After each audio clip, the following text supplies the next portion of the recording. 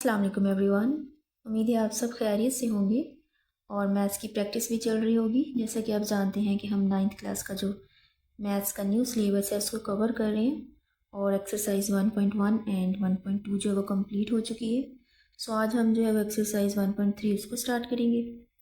सो ये जो एक्सरसाइज है ये एप्लीकेशंस ऑफ रियल नंबर्स इससे रेलिवेंट है। सो इसमें आपने ये बताना है कि हम रियल नंबर्स को जब किस तरह से अपनी डेली लाइफ में जो है उसको यूज़ करते हैं। सो एक्सरसाइज की तरफ चलते हैं, साथ में इनसे रिलेटेड जो जो एग्जांपल्स होंगे उनको भी हम कवर कर लेंगे। सो जो फर्स्ट क्वेश्चन है वो देखिए, the sum of 3 consecutive integers is 42, find the 3 integers. इसमें आपसे ये कहा गया है कि 3 लगातार नंबर हैं। कंसेक्टिव मीन्स लगातार। सो 3 लगातार नंबर हैं, अगर हम उनको ऐड करें तो 42 आंसर आ रहा है। तो आपने वो नंबर्स बताने हैं कौन से हैं, ठीक है। तो कंसेक्टिव मीन्स के जैसे 2 जो है वो एक नंबर हो, सो उससे नेक्स्ट नंबर 3 है, उससे नेक्स्ट नंबर 4 है, ठीक है। इस तरह से ये कंसेक्टिव नंबर्स होते हैं। सो यहाँ से आपसे ये बोला गया है कि अगर हम उनको ऐड कर रहे हैं तो आंसर 42 आ रहा है। तो आपने जो है वो सिंपली इन नंबर्स को बताना है कि कौन से नंबर हैं ये। सो देखिए, आपने नंबर्स जो है उनको लेट कर लेना है, सपोज कर लेना है कि अगर आप फर्स्ट नंबर x रख रहे हैं तो नेक्स्ट जो है वो x+1 होगा, ठीक है, और उससे नेक्स्ट जो है वो x+2 होगा। ये ऐसे ही है जैसे अगर आपने 2 नंबर रखा है x के इक्वल, तो जब आपने नेक्स्ट नंबर लेना है जो कि 3 होता है तो वो 2+1 होगा, ठीक है। और नेक्स्ट नंबर इससे जो है वो 4 है तो वो क्या होगा 2+2, ठीक है। इस तरह से 1 नंबर जो है वो इंक्रीज़ होता जा रहा है। सो ये तीनों आपके नंबर्स हैं, कंसेक्टिव इंटीजर्स हैं ये। तो आपको जो कंडीशन दी गई थी वो ये कहा गया था कि अगर हम इन तीनों को ऐड करें तो आंसर जो है वो 42 आना चाहिए, ठीक है। तो आप क्या करेंगे, सिंपली इन सबका सम लेके उसको इक्वल रख देंगे 42 के। अब यहाँ पे देखें, जो तीनों x हैं ये ऐड हो जाएंगे, 3x बन जाएगा, और ये जो 2+1 है ये 3 बन जाएगा। सो ये जो वैल्यू इधर प्लस हो रही है इसको हम इक्वेशन की दूसरी साइड पे ले आएंगे और इसको माइनस कर देंगे। जब ये 42 में से माइनस हो जाएगा तो आपका आंसर 39 आ जाएगा। और यहाँ पे देखिए x के साथ जो वैल्यू है 3, इसको आपने यहाँ पे डिवाइड कर देना है। सो जब आप इसको डिवाइड करेंगे तो आंसर जो है वो 13 आ जाएगा। सो यहाँ पे x की वैल्यू 13 आ चुकी है जो कि आपका फर्स्ट नंबर था। नेक्स्ट x+1 है, तो आपने क्या करना है, x की जगह जो आपकी वैल्यू आई है उसको पुट कर दें 13+1, तो ये जो है ये इक्वल आ जाएगा 14 के। और जो थर्ड इंटीजर आपने सपोज किया था that is x+2, so 13+2 that is 15, ठीक है। सो इस तरह से ये जो तीनों नंबर्स हैं आपने इनको फाइंड आउट कर लिया है। अगर आप चेक करना चाहें कि आप जो क्वेश्चन है इसको ठीक कर रहे हैं या नहीं, तो आप सिंपली इन सबको ऐड करके देख लें, 13+14+15। जब आप इन सबको ऐड करेंगे तो इनका जो सम है वो 42 ही आएगा, ठीक है। नेक्स्ट क्वेश्चन देखें, the diagram shows right angled triangle ABC। ये जो डायाग्राम है ये राइट एंगल्ड ट्राइंगल है। यहाँ पे ये जो एंगल है ये 90 का है, तो जिस भी ट्राइंगल में 90 का एंगल है उसको राइट एंगल्ड ट्राइंगल बोलते हैं। इसमें अब आपको लेंथ दी हुई है AC इज √3 + √5। ये जो आपके पास वैल्यू है AC जो बेस है इसकी आपको वैल्यू दी हुई है। The area of triangle is 1 + √15। सो इसमें जो है वो आपको एरिया गिवन है इस ट्राइंगल का, आपने जो है वो लेंथ फाइंड करनी है AB। ये जो आपके पास वैल्यू है आपने इसको फाइंड आउट करना है इन द फॉर्म ऑफ दिस। इस फॉर्म में आपने जो है इसको सोल्व करके लेके आना है आंसर को। सो इसके सोल्यूशन की तरफ चलते हैं कि इसको जो है हमने किस तरह से सोल्व करना है। सो देखें, ये आपके पास जो है ये ट्राइंगल है, इसमें आपको बेस गिवन है। सो आपने जो है वो लेंथ ऑफ बेस ये बता देनी है और आपको एरिया भी गिवन है इस ट्राइंगल का, ठीक है, आपने वो भी लिख देना है। और लेंथ ऑफ आल्टीट्यूड जो है ये जो AB है ये हमने फाइंड आउट करनी है। तो सिंपली जो काम आपने करना है वो ये करना है कि एरिया ऑफ ट्राइंगल का जो एरिया है उसका आपने फार्मूला पुट कर देना है, ठीक है। That is half base into altitude, ठीक है। सो जब आप बेस को जो हाइट होती है उसके साथ मल्टीप्लाई करके हाफ करते हैं तो ट्राइंगल का जो एरिया है वो निकल आता है, ठीक है।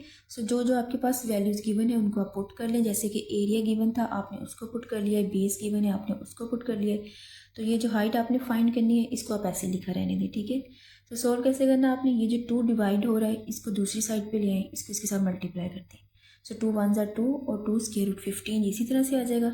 नेक्स्ट अब देखें, इस साइड पर आपके पास ये वैल्यू रह गई है, तो ये जो नंबर मल्टीप्लाई हो रहा है इसको आप इधर डिवाइड कर दें। तो इस तरह से आप जो है ए बी की वैल्यू यहाँ से फाइंड आउट कर सकते हैं। सो उसके लिए आपने कौन सा रूल अप्लाई करना है जो हम एक्सरसाइज 1.2 पे हम जो है इसको पहले से सीख चुके हैं कि आपने रैशनलाइज करते हैं इस नंबर को, ठीक है। सो रैशनलाइज करने का मेथड अगर आपको याद हो, हम क्या करते हैं कि जो हमारे पास डिनोमिनेटर में वैल्यू होती है उसके कॉन्जुगेट के साथ हम इसको मल्टीप्लाई भी कर देते हैं और डिवाइड भी कर देते हैं, ठीक है।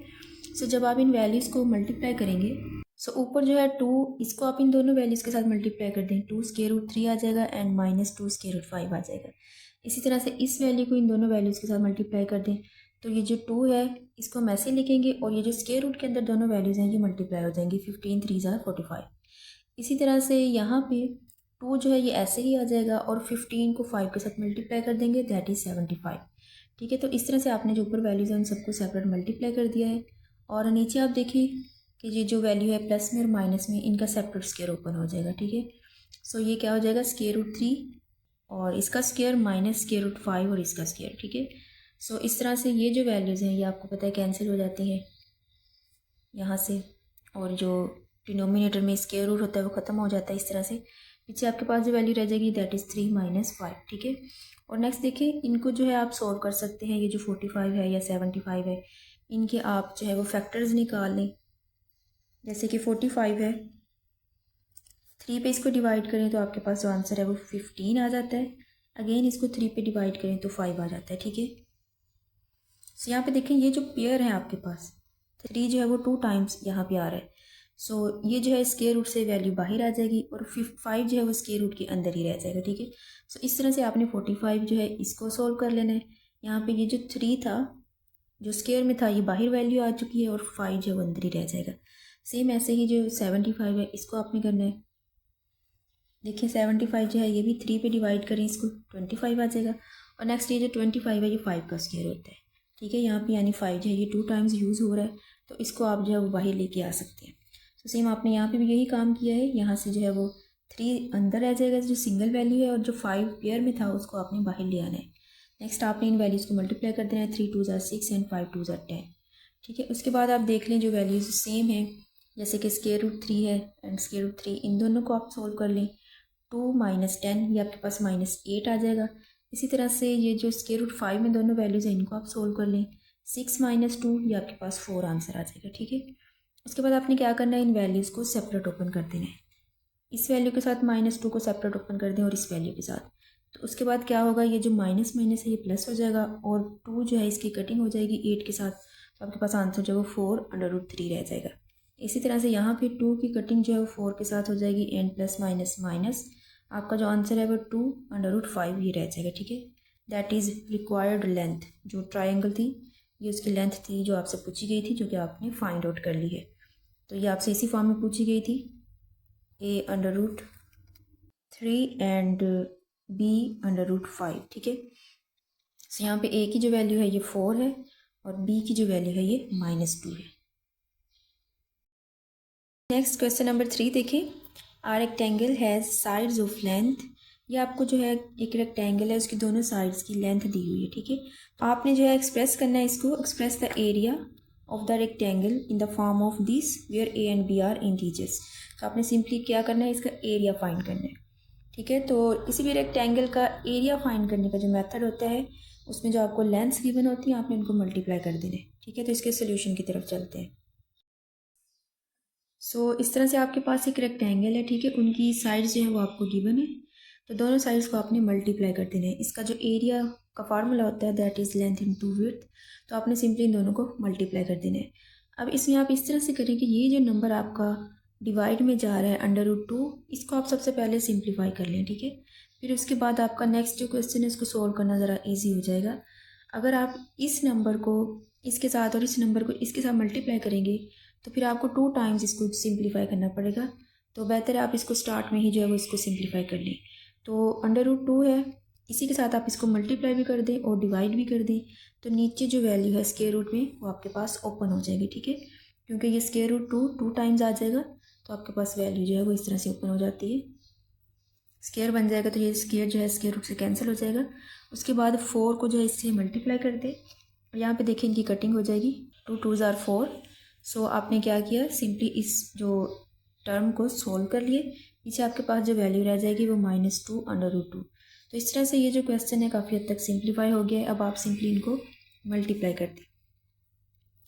2 को इन दोनों वैल्यूज़ के साथ मल्टीप्लाई करें तो 5 2 ज़ार 10 एंड 2 2 ज़ार 4/√2। इसी तरह से 18 को आपने इन दोनों वैल्यूज़ के साथ मल्टीप्लाई कर देने, तो ये आपके पास आ जाएगा 5/18 एंड √18 जो है इसको जब आप इस 2 के साथ मल्टीप्लाई करेंगे तो 36 आ जाएगा। ठीक है, क्योंकि ये दोनों वैल्यूज स्क्वायर रूट में है तो आप इन दोनों को मल्टीप्लाई कर सकते हैं, और साथ में ये जो -2 है ये ऐसे ही आ जाएगा। तो सिंपली आपने क्या किया, यहाँ पे वैल्यूज़ को मल्टीप्लाई कर दिया। उसके बाद आप इनके फैक्टर्स निकाल लें। ये पहले ही जो है लोएस्ट फॉर्म में है। 18 जो है देखिए इसके कितने फैक्टर्स जो हैं वो बाहर आ जाएंगे। 2 9 ज़ार 18, तो 9 जो है वो 3 का स्क्वायर होता है। सो 2 जो है वैल्यू वो स्क्वायर रूट के अंदर आ जाएगी, और ये जो 9 है ये 3 बन के बाहर आ जाएगा, क्योंकि 9 जो है जब स्क्वायर रूट में होगा तो इसकी वैल्यू = 3 होती है। सो इसको आप बाहर ले आए और √2 को जो है वो अंदर ही रहने दें। इसी तरह से जो 36 है ये आपको पता है कंप्लीट स्क्वायर है 6 का, तो सिंपली जो है इसका जब आप अंडर रूट लेंगे तो 6 आंसर आ जाएगा। 6 2 ज़ार 12, तो ये वैल्यू माइनस में है, तो ये 10 में से जो वैल्यू माइनस हो जाएगी। उसके बाद ये जो दोनों वैल्यूज़ हैं 5 3 ज़ार 15, 15 में से जब आप 4 को माइनस करेंगे तो 11 आ जाएगा, और साथ में √2 इसी तरह से रहेगा। ठीक है, ये जो आंसर है ये रिक्वायर्ड आंसर है आपका, जो कि a + b/√2 इसी फॉर्म में है। यहाँ पे ये जो a है इसकी वैल्यू -2 है और b की वैल्यू जो है वो 11 है। ठीक है, तो सिंपली आपने क्या किया, यहाँ पे जो वैल्यूज़ गिवन थी, एरिया फाइंड करना था आपने रेक्टेंगल का, तो आपने इन दोनों को मल्टीप्लाई कर दिया। सबसे पहले इस वैल्यू को सबसे पहले सोल्व कर लें, उसके बाद नेक्स्ट दोनों वैल्यूज़ जो है उनको मल्टीप्लाई करके आप आंसर को फाइंड आउट कर लें।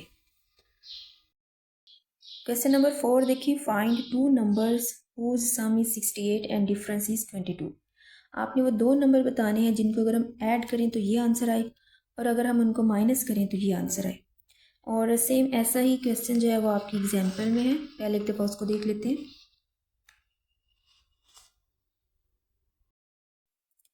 एग्जाम्पल में भी आपसे ही ऐसा ही क्वेश्चन किया गया है, that the sum of 2 real number is 8 and their difference is 2। कोई भी 2 नंबर हैं जिनको हम ऐड करते हैं तो आंसर 8 आता है, और सब्ट्रैक्ट करते हैं तो 2 आता है। तो यहाँ पे भी आपने ऐसे ही करना है कि कोई भी 2 नंबर आपने सपोज कर लेने हैं और कंडीशन अप्लाई कर देनी है कि ऐड करके उनको 8 के इक्वल रख देना है और सब्ट्रैक्ट करके उनको 2 के इक्वल रख देना है। सो यहाँ पे जब आप इस इक्वेशन को सोल्व करेंगे, सिंपली आप इन दोनों को ऐड करें तो ये जो प्लस माइनस भी है ये कैंसिल हो जाएगा, और दूसरी साइड पे ए जो है दोनों ऐड होके 2a बन जाएंगे, और 8 और 2 ऐड होके 10 बन जाएगा। सो यहाँ पे आपने ए का जो आंसर है उसको फाइंड आउट कर लेना है 2 को इधर डिवाइड करके। उसके बाद आपने इस वैल्यू को दोनों इक्वेशन में किसी में भी पुट कर सकते हैं, पुट करके जो है वो बी को फाइंड आउट कर लेना है। ठीक है, इस तरह से दोनों नंबर्स आपके पास आ जाएंगे। सेम ऐसे ही आपने जो है वो एक्सरसाइज के क्वेश्चन को सॉल्व करना है। सो आप सपोज कर लें कि वो 2 नंबर जो है वो एक्स और वाई है।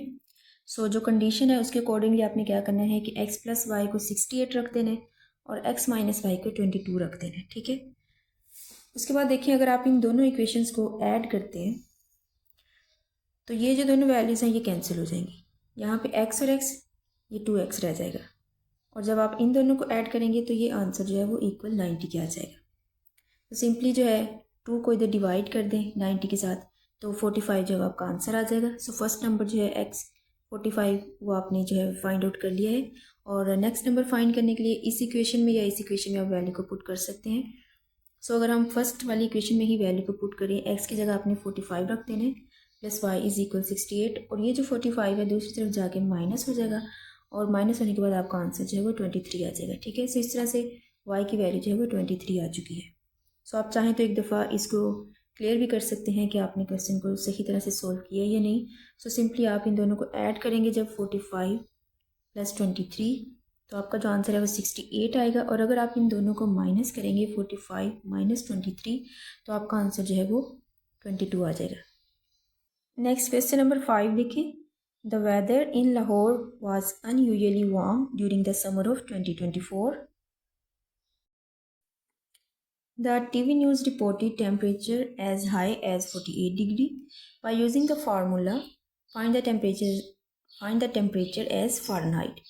So simply जो है आपको टेम्परेचर जो है वो सेल्सियस में दिया हुआ है, और आपने इसको फ़ारेनहाइट में फाइंड आउट करना है, और ये फार्मूला भी आपको गिवन है, आपने इसके अंदर वैल्यू पुट करके इसको फाइंड आउट कर लेना है।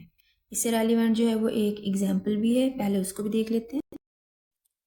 यहाँ पे देखें टेम्परेचर के जो है वो 3 स्केल हैं, एक जो है वो सेल्सियस है, एक केल्विन है और एक फ़ारेनहाइट है। सो इन तीनों का आपस में ये रिलेशन है, इन फार्मूलाज को आपने अच्छे से याद कर लेने। सो इन्हीं को यूज़ करते हुए आपने इन क्वेश्चंस को सोल्व करना है। अगर आपको वैल्यू जो है वो सेल्सियस में दी हुई और आपसे पूछा जाए कि इसको केल्विन में कन्वर्ट करें, तो आपने सिंपली उस वैल्यू में 273 को ऐड कर देना है, ठीक है।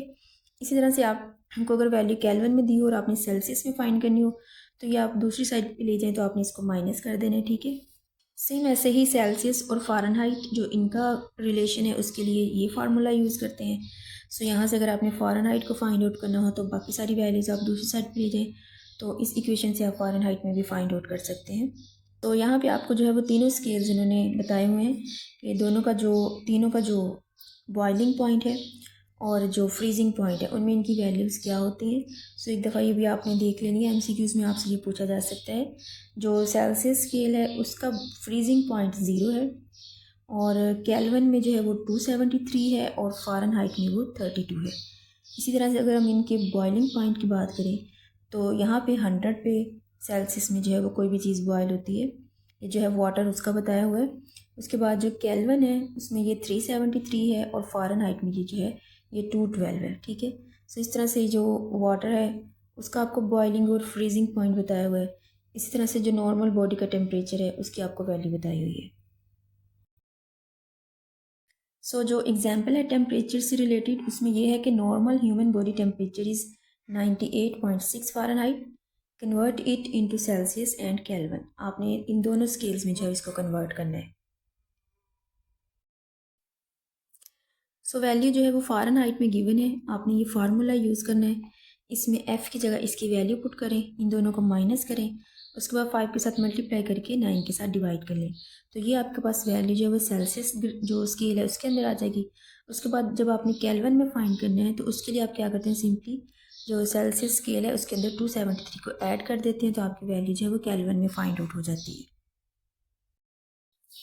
ऐसे ही आपने क्वेश्चन नंबर 5 में करना है। आपको वैल्यू जो है वो सेल्सियस स्केल में दी हुई थी, दैट इज़ 48। तो आपने इस फार्मूले में जो है वैल्यू को पुट कर देना है।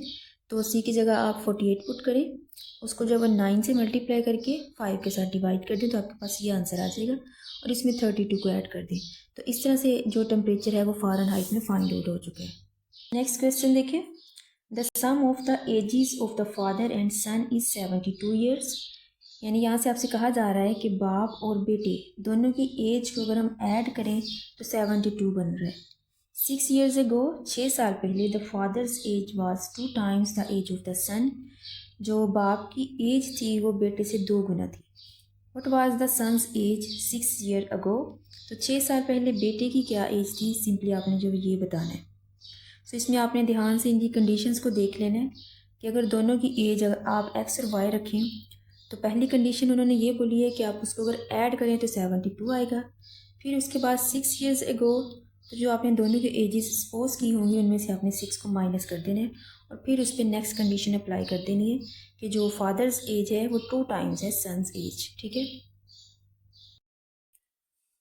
सो सबसे पहले आप सपोज कर लें एक्स को आप जो है वो फादर्स एज रख लें और वाई की जो है सन्स एज रख लें। और फर्स्ट कंडीशन दी थी कि दोनों को अगर हम सम करें तो आंसर 72 आएगा। एक इक्वेशन आपकी ये बन जाएगी। नेक्स्ट इक्वेशन में आपको बोला गया था कि 6 ईयर्स अगो यानी 6 साल पहले, तो सबसे पहले आप दोनों की जो एजेस हैं उनमें से 6 को माइनस कर दें, तो ये जो है फादर्स एज हो जाएगी और ये सन्स एज हो जाएगी। तो कंडीशन ये थी 6 साल पहले फादर की जो एज थी वो 2 टाइम्स थी सन एज की, ठीक है। सो आपने क्या करना है, simply x minus 6 is equal 2 times son's age, ठीक है। यानी ये जो फादर्स एज थी was 2 times son's age. So ये इक्वेशन आपने रख लेनी है। सिंपली 2 को अंदर मल्टीप्लाई करें, 2y, 6 2 ज़ा 12 और y को दूसरी साइड पे ले आए, ये इधर आके माइनस हो जाएगा। 6 को दूसरी साइड पे ले आए, ये इधर आके प्लस हो जाएगा। -12 + 6 -6 आ जाएगा, ठीक है। सो इस तरह से ये जो है आपकी सेकेंड इक्वेशन बन जाएगी। आपने सिंपली यहाँ से x की और y की वैल्यूज़ को फाइंड आउट करना है। तो ये जो दोनों इक्वेशंस हैं अगर आप इनको माइनस करें तो यहाँ से x जो है ये ख़त्म हो जाएगा, y की वैल्यू को हम फाइंड आउट कर लेंगे। सो जब आप दोनों इक्वेशंस को माइनस करेंगे सो यहाँ से ये देखें x जो है ये कैंसिल हो जाएगा प्लस माइनस में, और ये जो वैल्यू है जब आप माइनस कर रहे हैं तो आपको पता है कि साइंस जो है वो सारी इक्वेशन के चेंज हो जाते हैं। सो ये प्लस हो जाएगी। सो 2 + 1 3y हो जाएगा, और यहाँ पे 6 है जो कि माइनस का था, ये भी प्लस हो गया है। तो 72 + 6 78 आ जाएगा। और यहाँ से 3 जो इधर मल्टीप्लाई हो रहा है, इधर इसको लेके आए और इसको डिवाइड करें। y की जो वैल्यू है 26 आ जाएगी। और y क्या था, ये आपने सन्स एज इसको रखा हुआ था, तो आपने सिर्फ बेटे की ही एज बतानी है, इसलिए आपने x को फाइंड आउट करना ही नहीं है, सिंपली आपने बस y फाइंड कर लिए। उसके बाद उन्होंने ये पूछा था कि 6 साल पहले बेटे की एज क्या है, तो आपने जो है सिंपली इस वैल्यू में से 6 को माइनस कर देना है। 6 साल पहले बेटे की एज y - 6 थी, तो आप जो है वो 26 में से 6 को माइनस कर दें, तो 20 जो है ये रिक्वायर्ड आंसर है। तो 6 ईयर्स एगो जो है वो सन्स एज 20 थी। नेक्स्ट क्वेश्चन देखिए, Mirha boat a toy for 1500 का जो है उसने एक टॉय खरीदा था एंड सोल्ड फॉर 1520, और उसको जो है वो 1520 में उसने बेच दिया था। व्हाट वाज हर प्रॉफिट, उसको फ़ायदा क्या हुआ था, वो आपने परसेंटेज में बताना है। सो एक बार देख लेते हैं कि प्रॉफिट और लॉस होता क्या है। प्रॉफिट कब होता है, जब आपकी सेल प्राइस जो है वो ग्रेटर हो कॉस्ट प्राइस से, ठीक है, तब आपको प्रॉफिट होता है। और प्रॉफिट की परसेंटेज अगर आपने फाइंड आउट करनी हो, तो आपने सिंपली जो प्रॉफिट निकालना है उसको कॉस्ट प्राइस पे डिवाइड करके 100 से मल्टीप्लाई कर देना है, ठीक है। और लॉस आपको कब होता है, नुकसान आपको कब होता है, जब आपकी कॉस्ट प्राइस ज़्यादा हो और सेल प्राइस कम हो, ठीक है। यानी अगर आपने किसी चीज़ पे खर्चा ज़्यादा कर दिया है लेकिन वो उतनी महंगी बिकी नहीं है, तो आपको नुकसान हो जाएगा, ठीक है। सो इसका जो परसेंटेज का मेथड है वो भी सेम यही है कि लॉस को आपने जो है वो डिवाइड कर देना है कॉस्ट प्राइस से और मल्टीप्लाई कर देना है 100 के साथ। तो इस तरह से आप जो परसेंटेज फाइंड करेंगे। जैसे यहाँ पे आपको एक एग्जांपल दी हुई है, humble purchased a bicycle for 6590। सो इस प्राइस में जो है वो उसने एक बाइसिकल खरीदी थी और उसको बेचा जो था वो उसने 6850। सो यहाँ से आप देख सकते हैं कि जो उसकी कॉस्ट प्राइस थी वो कम है सेल प्राइस से। सो सिंपली आपको नज़र आ रहा है कि उसको प्रॉफिट हुआ है, तो यहाँ पे प्रॉफिट की परसेंटेज आपने बतानी है। आपने यही फार्मूला यूज़ करना है, सेल प्राइस में से कॉस्ट प्राइस को माइनस कर देना है, फिर उसके बाद परसेंटेज निकालने के लिए आपने प्रॉफिट को कॉस्ट प्राइस से डिवाइड करके 100 से मल्टीप्लाई कर देना है।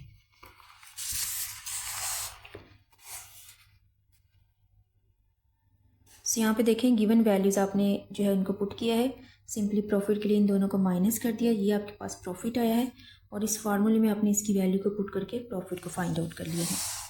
सेम ऐसे ही जो है वो आपको एक और एग्जांपल दी हुई है, Umer bought a book for 850 and sold it for 720, what was his loss percentage.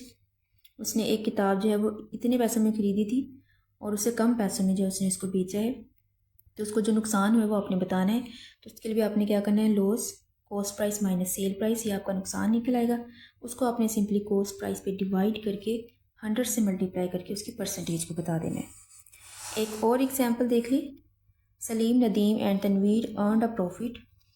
इन तीनों आदमियों ने जो है वो इतना प्रॉफिट अर्न किया है फ्रॉम अ बिज़नेस, एक कारोबार से। If their investment in the business are in a ratio, उन्होंने सिंपली जो है वो रेशोज़ बताई है कि उनकी इन्वेस्टमेंट जो है वो इस रेशो में थी, यानी हर एक का इतना शेयर था। तो आपने हर बंदे का जो है वो प्रॉफिट बताना है।